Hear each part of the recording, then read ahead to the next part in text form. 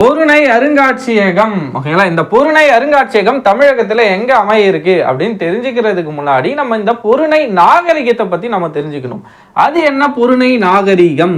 நம்ம சிந்துவெளி நாகரிகம்லாம் படிச்சிருக்கோம். ஓகேங்களா, அதே மாதிரி பொருணை நாகரிகம்னு ஒண்ணு ரீசெண்டா கண்டுபிடிச்சிருக்காங்க. ஓகேங்களா, பொருணை எல்லாருக்கும் தெரியும், தாமிரபரணி ஆற்றோடைய பண்டைய காலத்து பெயர். ஓகேங்களா, பொருணை அப்படின்னு அழைப்போம்.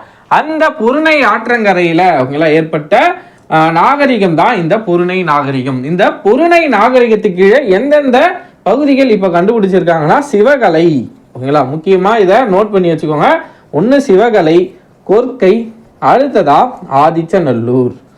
ஓகேங்களா, இந்த 3 பகுதிகளை உள்ளடக்கிய ஆதிச்சநல்லூர். ஓகேங்களா, இந்த 3 ஊர்களை உள்ளடக்கிய பகுதி தான் இந்த பொருணை நாகரிகம். இந்த பொருணை நாகரிகத்துல ரீசெண்டா சிவகலை அப்படின்ற பகுதியில் என்ன பண்ணியிருக்காங்கன்னா ஒரு முதுமக்கள் தாழி ஒன்று கிடைச்சிருக்கு, கூடவே சில நெல்மணிகளும் கிடைச்சிருக்கு.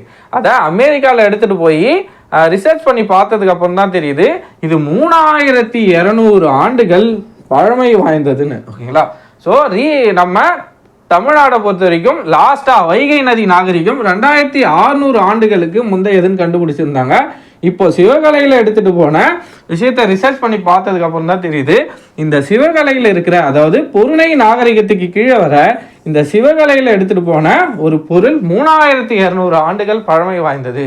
ஸோ தமிழ்நாட்டில் கண்டுபிடிச்ச அகழ்வாராய்ச்சியிலே பழமையானது எங்க இப்போ கிடைச்சிருக்குன்னா சிவகலையில கிடைச்சது தான். ஸோ இங்க ஒரு நாகரிகம் இருந்திருக்கு அப்படின்னு கண்டுபிடிச்சிருக்காங்க. அந்த நாகரிகம் தான் பொருணை நாகரிகம். இந்த பொருணை நாகரிகத்துக்கு கீழே பொருணை அருங்காட்சியகம். ஓகேங்களா, ஏன்னா இவ்வளோ பெரிய நாகரிகம் இருந்ததை கண்டுபிடிச்சிருக்காங்க. ஸோ அங்கிருந்து எடுக்கப்பட்ட பொருட்கள் எல்லாம் ஒரு அருங்காட்சியகத்தில் வைக்கணும். ஸோ பொருணை அருங்காட்சியகம் அப்படின்னு ஒன்று திருநெல்வேலியில அமைக்க போறாங்க. எங்க?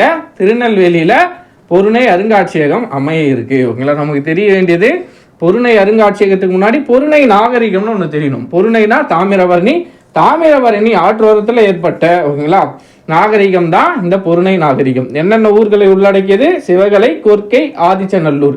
சிவகலையில ரீசெண்டா கிடைச்ச பொருள் 3200 ஆண்டுகள் பழமை வாய்ந்ததுன்னு தெரிய வருது. ஸோ இங்கே கண்டெடுக்கப்பட்ட பொருட்கள் 3 ஊர்கள், என்னென்ன 3 பகுதிகள், சிவகங்கை, கொர்க்கை, ஆதிச்சநல்லூர். இங்க கண்டெடுக்கப்பட்ட பொருட்கள் எல்லாம் இந்த பொருணை அருங்காட்சியகத்துல வைக்கிறதா பிளான் பண்ணியிருக்காங்க. ஸோ பொருணை அருங்காட்சியகம் அப்படின்னு ஒன்று திருநெல்வேலியில அமைய இருக்கு. ஓகேங்களா.